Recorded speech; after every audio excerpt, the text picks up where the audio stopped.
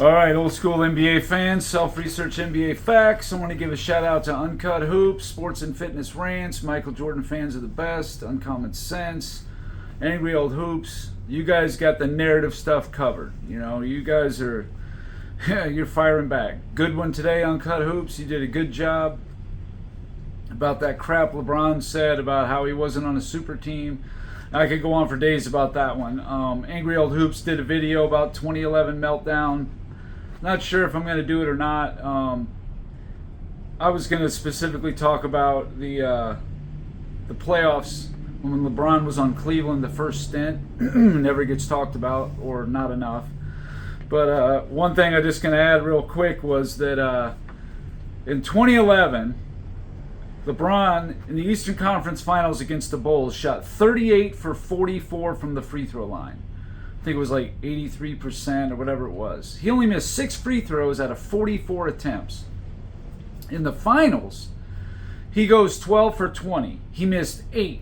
So he missed 2 more free throws in 24 less attempts from the Eastern Conference Finals to the finals. What on earth does that have to do with help? Are you kidding me? It's free throws.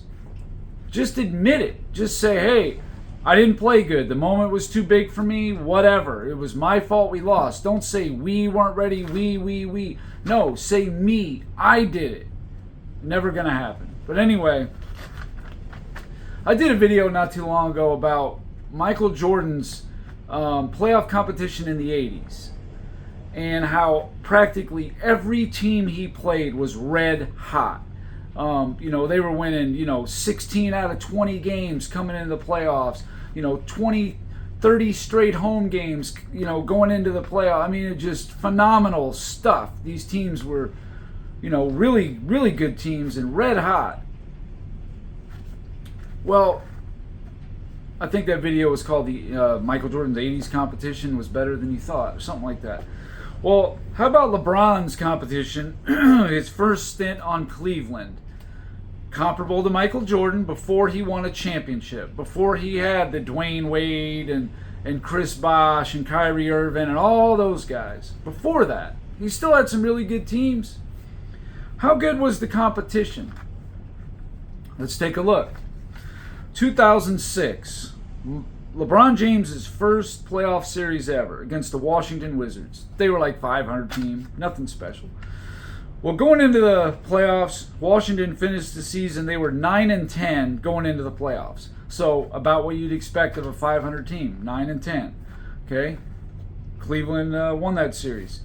Detroit had a really good record. I think they were like 63-19 or 64-18. In the first round of the playoffs, they won in 5 games, 4-1. They were 17-9 right before the playoffs. So they were playing pretty good. I mean, not great, like just spectacular, but good team. 17-9. Okay.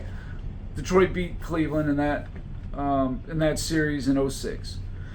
2007 Washington Wizards. They played the Wizards a lot. First round, this is that famous carry job. LeBron James carried his team. The Washington Wizards, before they played Cleveland in the first round, were 7-16. That's right. They had lost 16 of 23 games going into the playoffs. Does that seem like a red-hot team to you, or any team going to offer any resistance at all? And I understand a lot of that is Gilbert Arenas was hurt, Caron Butler was hurt, but that's the team that Cleveland played. This team here that was missing players. Second round, New Jersey Nets. They were 500 team at the end of the year. They were okay, whatever.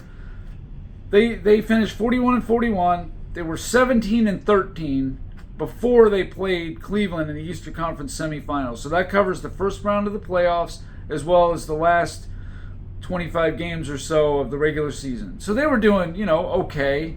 That's probably why they made the playoffs, because they at least could go 17-13. 07 Pistons. In the East, before they played them in the Eastern Conference Finals. Now you got to remember, the Pistons had a pretty good cakewalk themselves in the first 2 rounds.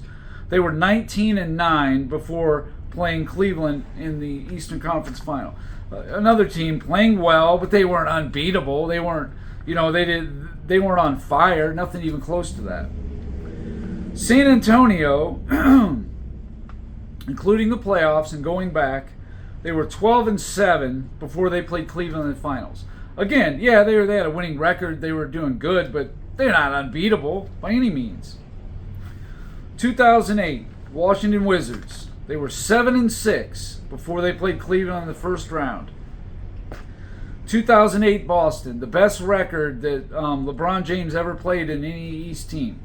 66-16 Boston. Well, they did really good in the regular season coming down the stretch. They were playing well. But in the first round in 2008 against Atlanta, who was the 8th seed, they needed 7 games to win that series. Hardly a juggernaut. A team that was definitely beatable.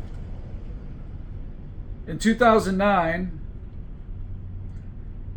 the Pistons, in the first round, I think they were missing Iverson.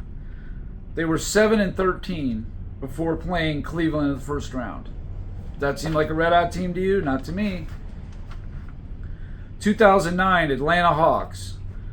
They were the 4 seed. Pretty good team. Counting the first round and going back, they were 10-10 before playing Cleveland in the Eastern Conference semifinals. Again, a red-hot team to you? Doesn't seem like it to me, a 500 team. They were the 4 seed. 2009 Orlando Magic, the team that has had Cleveland's number. They couldn't beat Cleveland in 5 tries in Orlando. Cleveland couldn't beat Orlando in 5 tries in Orlando. 0-5 in Orlando. Regular season and playoffs. Orlando, before the Eastern Conference Finals, that includes the first 2 rounds of playoffs, they were 12-10. A little bit better than 500 ball. That's not a team that's unbeatable. They didn't have Jameer Nelson, their starting point guard. They were ripe for the picking. But Cleveland lost that first game by 16 points. They had a 16-point lead. They blew it. Lost home court advantage. Couldn't win in Orlando. Rest is history. Wiped them right up. In 2010, Cleveland was 61-21. In the first round, they played the Bulls. Before the Bulls got to the playoffs, they were 10-14 coming down the stretch. Hardly a hot team. Cleveland beat them in 5. Okay, no problem. 2010 Boston. Now here's the team that beat Cleveland. Cleveland was up 2-1, then lost 3 straight to them. Well, counting the first 2 rounds in 2010, in the 15 games previous to playing Cleveland, they were 7-8. 7-8. Not a hot team at all. Clearly a team that was very beatable. So as you can see, most of these teams, with the exception of maybe the 06 Detroit, 07 Detroit, and 08 Boston, who even they struggled in the first round, these teams weren't great really at all. They weren't red hot. They were quite beatable. These were not juggernaut teams. This wasn't the 87 Celtics, the 86 Celtics, the 85 Bucks, the 88 Cavaliers, the 89 Pistons. These just weren't those teams. They were quite beatable. And even the 06 Pistons. Well, they were overwhelming 1 seed. They got wiped right off the floor by Miami. Miami beat them in 6. No problem at all beating them. And the Detroit, I think, was 10 wins better in the regular season. 07 Pistons, well, they definitely weren't the same team as before. They struggled against the West. Any team that was decent, they struggled. They did a good job of beating up on the bad teams, though. They had a remarkable record against bad teams.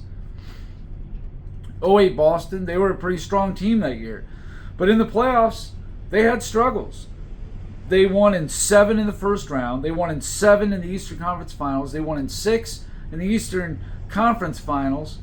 And they won in 6 in the finals. Now, the Lakers didn't have Bynum, and that turned out to be the difference. If they had Bynum, I think that it might have turned out different.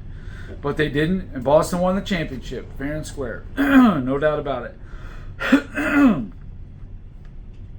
But if you look, they lost 10 games in the playoffs. That's a lot of losses in the playoffs, especially for a team that was 66-16 in the regular season.